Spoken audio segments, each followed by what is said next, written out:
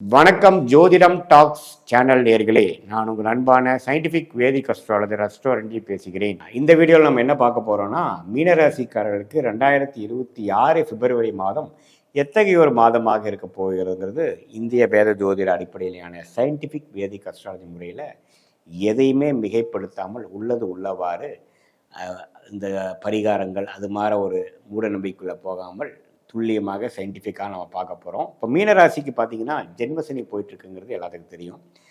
ராசிக்குள்ளே சனி, 4ஆம் இடத்துல குரு, 12ஆம் இடத்துல செவ்வாய், 12ஆம் இடத்துல ராகு, 6ஆம் இடத்துல கேது. ஸோ இது மாதிரி ஒரு கிரக அமைப்பு ஆண்டு கிரகங்கள் மாதம் முழுவதும் எந்த மாற்றமும் இல்லை. ஆனால் மாதம் மாறக்கூடிய கிரகமாகிய செவ்வாய், சுக்கிரன், புதன், சூரியன்லாம் பார்த்தீங்கன்னா 11ஆம் இடத்துல இருக்கக்கூடிய அந்த கிரகங்கள் 12ஆம் இடத்துக்கு வருகிறார். ஒரு பக்கம் ஜென்மசனி போட்டு மீனராசிக்காரர்களை படுத்தி கொண்டு இருக்கக்கூடிய அமைப்பில் 12ஆம் இடத்துல செவ்வாய், அதே சமயத்தில் ராகு, அதே சமயத்தில் சுக்கிரன், புதன்லாம் போகுது. பார்த்திங்கன்னா ஒரு மாதிரி இடம் மாற்றத்தை கொடுக்கக்கூடியது, ஒரு விரயத்தை கொடுக்கக்கூடியது, ஒரு சுப விஷயத்துக்காக செலவு பண்ணக்கூடிய அமைப்புகள்லாம் கொஞ்சம் கொடுக்குதுங்க. ஸோ நல்லாவே ஒரு மாறுது. இது வரைக்கும் நம்ம மாதிரி ஒரு சேர்த்து வச்ச விஷயத்தை ஒரு காரியத்துக்காக செலவு பண்ணுறோம், ஒரு இன்வெஸ்ட்மெண்ட் பண்ணுறோம், ஒரு சுப விஷயங்களுக்காக ஒரு சுப முதலீடு செய்கிறோம், ஷேர் மார்க்கெட்டில் போடுறோம், ஒரு நகை வாங்குகிறோம், ஒரு இடம் வாங்குகிறோம், வீடு வாங்குகிறோம், ஒரு லாங் டிஸ்டன்ஸ் ட்ராவலுக்காக செலவு பண்ணுறோம். அப்படிங்கிற மாதிரி ஒரு அமைப்பை கொடுக்கக்கூடிய அமைப்பு மீனராசிக்காரர்களுக்கு இந்த 4 கிரகம் 11ஆம் இடத்துலேருந்து 12ஆம் இடத்துக்கு போகக்கூடிய அமைப்புனால கொடுக்குதுங்க.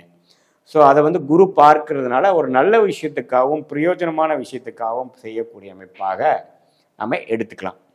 ஸோ அது மாதிரி அமைப்பு இருக்குது. ஸோ மற்றபடி பார்த்திங்கன்னா ஜென்மசனி ராசிக்குள்ளே இருக்கிறதுனால எல்லா முடிவுகளும் கொஞ்சம் பார்த்து எடுக்கணும்.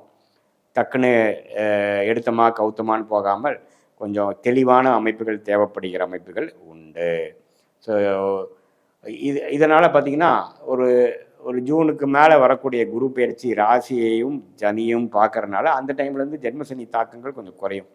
பட் இப்போது பார்த்தீங்கன்னா பிப்ரவரி மாதம் மீனராசிக்காரர்கள் கொஞ்சம் கவனமாக இருக்கணும். எடுக்கக்கூடிய முடிவுகள் எப்படி இருக்குது, விளைவுகள் எப்படி இருக்குங்கிறதெல்லாம் கொஞ்சம் கவனமாக எடுத்து நீங்கள் முடிவு எடுக்கக்கூடிய அமைப்புகள். ஏன்னா 4 கிரகங்கள் 12ஆம் இடத்துக்கு வருகிறார், ராசிக்குள்ளே சனி இருக்கிறார். ஸோ இப்படி இருக்கும் பொழுது குரு ஒன்று தான் நமக்கு தொழிலை 10ஆம் இடத்தை பார்க்குறது நல்ல விஷயமாக இருக்கிறனால கொஞ்சம் பொறுமையாக அதிகமான ஒரு செலவுகள், அதிகமான முதலீடுகள் பெறக்கூடிய அமைப்புக்குள்ளே போகாமல் கொஞ்சம் தீர ஆராய்ந்து நம்ம பேசக்கூடிய வார்த்தையாக இருக்கட்டும், பேசக்கூடிய விஷயமா இருக்கட்டும், எல்லாமே ஓரளவுக்கு பொறுமையாக வேகத்தை காட்டிலும் விவேகமாக செயல்பட வேண்டும் என்றது மீனராசிக்காரர்களுக்கு ரொம்ப முக்கியமான ஒரு அறிவுரையாக இந்த பிப்ரவரி மாதம் 2026 நம்ம தெரிஞ்சுக்க வேண்டிய அமைப்புகள் உண்டு. ஸோ ராஜோகாதிபதியாகிய செவ்வாய் 12ஆம் இடத்துக்கு வரும்பொழுது முதலீடுகள், ஒரு விரயங்கள், வெளிநாடு விஷயங்கள், வெளி மாநில விஷயங்கள், ட்ராவலிங், அது மாதிரி விஷயங்கள் எல்லாமே கொஞ்சம் பாசிட்டிவாக கொடுக்கக்கூடிய அமைப்புகள் இருக்குது. ஸோ மீனராசிக்காரர்களாகிய நீங்கள் இப்போ இந்த வருஷத்தில் திருமண விஷயங்கள் அதெல்லாம் வந்ததுன்னா கொஞ்சம் அவாய்ட் பண்ணிக்கிறது நல்லது. 2027 நீங்கள் கன்சிடர் பண்ணலாம்.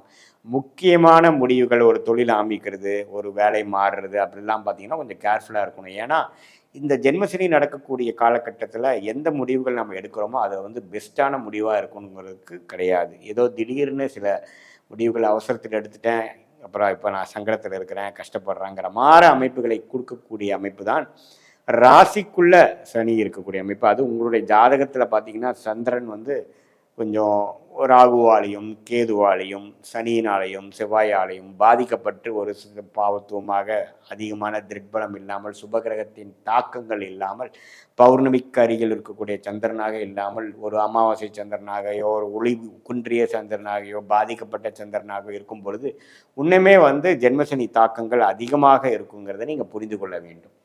ஸோ இதுதான் மீனராசிக்காரர்களுக்கு இந்த 4 கிரக பயிற்சியும் பிப்ரவரி மாத பலனும் கொஞ்சம் ஒரு மாதிரி சுமாராக இருக்குது. பண விஷயத்தில் கொஞ்சம் கேர்ஃபுல்லாக இருக்கணும் அப்படிங்கிறத தெரிந்து கொள்ள வேண்டும். இது பொதுவான பலனை தவிர உங்களுடைய பிறந்த தேதி, பிறந்த நேரம், பிறந்த ஊரை வைத்து வரக்கூடிய உங்களுடைய ஜென்ம ஜாதகத்தில் நீங்கள் எந்த லக்னத்தில் பிறந்தீங்க, மீனராசியாக இருந்தாலும் லக்னம் என்ன, அதெல்லாம் வைத்து பார்க்கும் பொழுது லக்னாதிபதி எப்படி இருக்கிறார், ராசி அதிபதி குரு எங்கே இருக்கிறாருன்னு நம்ம பார்த்தோம். 4ஆம் இடத்துலேருந்து 10ஆம் இடத்தை பார்க்குறாரு. அதே மாதிரி லக்னாதிபதி எங்கே இருக்கிறார் கோச்சாரத்தில், அதோட அமைப்புகள் எப்படி, ஸ்தானபலம் திக்பலம் உங்கள் ஜாதகத்தில் எப்படி இருக்குது, தசாபுக்திகளை வரக்கூடிய அருமையான தசாபுக்திகள் அந்த லக்னத்துக்கு போய் கொண்டு இருக்கிறதா, அல்லது சுமாரான தசைகள் போயிட்டு வந்துருக்குது. ஆனால் கோச்சார அமைப்பு ராசிக்கும் தசாபுத்திகள் லக்னத்துக்கும் நம்ம பார்க்கணும்.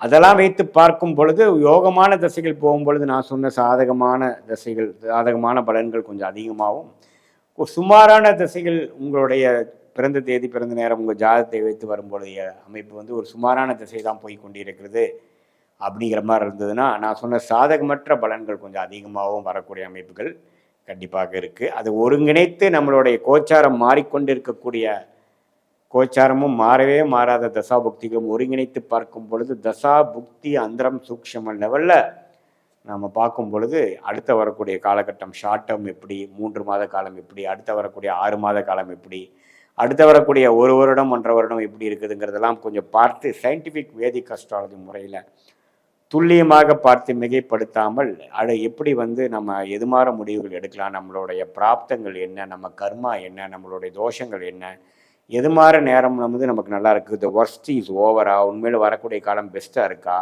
அல்லது இன்னும் கொஞ்சம் வேகமாக போகலாமா, அல்லது பொறுமையாக இருக்கலாமா, எந்த நேரத்தில் இடம் மாறலாம், எந்த நேரத்தில் ஒரு தொழிலை இன்வெஸ்ட் பண்ணலாம், எந்த நேரத்தில் வந்து வேலையை மாறலாம் அப்படிங்கிறதெல்லாம் நம்ம கொஞ்சம் வரக்கூடிய தசா புக்தி அந்தர சூக்ஷ்மமும் இப்போ நம்ம சொன்ன கோச்சார மீனராசிக்காரர்களுக்கு எப்படி இருக்குங்கிறது ஒருங்கிணைத்து பார்க்கும் பொழுது உண்மையே துல்லியமான பலன்கள் நம்மளுடைய பிராப்தங்களை தெரிந்து அதுக்கு தகுந்த நேரத்தில் அந்தந்த முடிவுகளாக எடுக்க வேண்டியதாக இருந்தால், அதாவது கல்யாண விஷயமா இருந்தாலும் சரி, குழந்தைகள் விஷயமா இருந்தாலும் சரி, தொழில் வேலை விஷயமா இருந்தாலும் சரி, உடல் நலம் எப்போ ரெடி ஆகுங்கிறதா இருந்தாலும் சரி, கடன் விஷயங்கள் எப்போ நமக்கு வந்து சரியாகும், எப்போ வந்து நம்ம ஓரளவுக்கு நிறைவான வாழ்க்கையை வாழ்வோம், டென்ஷன் ஃபினான்ஷியல் செட்டில்மெண்ட் நமக்கு எப்போ கிடைக்கும் அப்படிங்கிற மாதிரி விஷயங்கள் எல்லாம் நம்மளுடைய லக்னம் பாவங்கள் எப்படி போய்கொண்டிருக்கிறது, தசாபுக்திகள் என்ன போய்கொண்டிருக்கிறது, என்ன மாதிரி ஆதிபத்தியம் பெற்ற கிரகங்கள் இப்போ போயிட்டுருக்கிறது, எப்போ நல்ல ஆதிபத்திய கிரகம் வரும், அந்த நேரத்தில் கோச்சாரத்தில் நமக்கு எப்போ ஒரு நல்ல அமைப்பு நமக்கு கிடைக்குதுங்கிறதெல்லாம் சேர்த்து வைத்து பார்க்கும் பொழுது ஒன்றுமே வந்து நம்மளுடைய வாழ்க்கையை உத்வேகப்படுத்துகிற மாதிரி சில இம்பார்ட்டண்ட்டான முடிவுகளை அவசரமாக செய்யாமல் பொறுமையாக காலம் தெரிந்து, இதுதான் பழங்காலத்துக்கு முன்னாடிலாம் பார்த்திங்கன்னா அரசர்கள்லாம் வந்து எந்த நேரத்தில் படை எடுக்கணும், எந்த நேரத்தில் வந்து சில விஷயங்கள் செய்யணும்லாம் தெரிந்து பண்ணார்கள். அது மாதிரி இப்போவும் பார்த்திங்கன்னா இந்த நவீன காலத்துலேயும் சில ரிஸ்க்கான விஷயங்கள் செய்கிறோம். ஒரு தவறான முடிவுகள் எடுப்பதற்கும் நம்ம விலை கொடுக்கறது பார்த்திங்கன்னா ரொம்ப மிகப்பெரிய விலையாக இருக்குது. சமய விரயங்கள் ஆகிறது, அதே சமயத்தில் பொருள் விரயங்கள் ஆகிறது. அதுக்கப்புறம் நம்ம வந்து ரெமெடி பண்ணி நம்ம அடுத்த ரீகோர்ஸ் பண்ணுறதுக்கு பார்த்திங்கன்னா நம்மவே வந்து நமக்கு சேதாரமாகுது. நம்ம ஒரு 1000 வருடம் வாழ போகிறது இல்லை. நம்ம ஆயுசு நல்லா இருக்கும் பொழுது ஒரு 70 வருஷம் 80 வருஷம் வாழ்கிறோம். அதில் வந்து நிறைய ஆண்டுகள் தவறான முடிவுகள் எடுத்து நம்ம வாழ்க்கையில் கஷ்டப்பட்டோம்னா கொஞ்சம் வாழ்க்கையில் மீண்டு வருவது கஷ்டங்கிறதுனால இதை இந்திய வேத ஜோதிடத்தை புரிந்து கொண்டு அது மூலமாக நம்மளுடைய பிராப்தத்தை தெரிந்து கொண்டு அதுக்கு தகுந்த மாதிரி வாழ்க்கையில் எதிர்நீச்சல் போடாமல் நேர்கோணமாக போகும்பொழுது வாழ்க்கையில் எளிதில் வெற்றி பெற முடியும் என்று சொல்ல விரும்புகிறேன். மீண்டும் மற்றொரு காணொளியில் சந்திப்போம். நன்றி, வணக்கம்.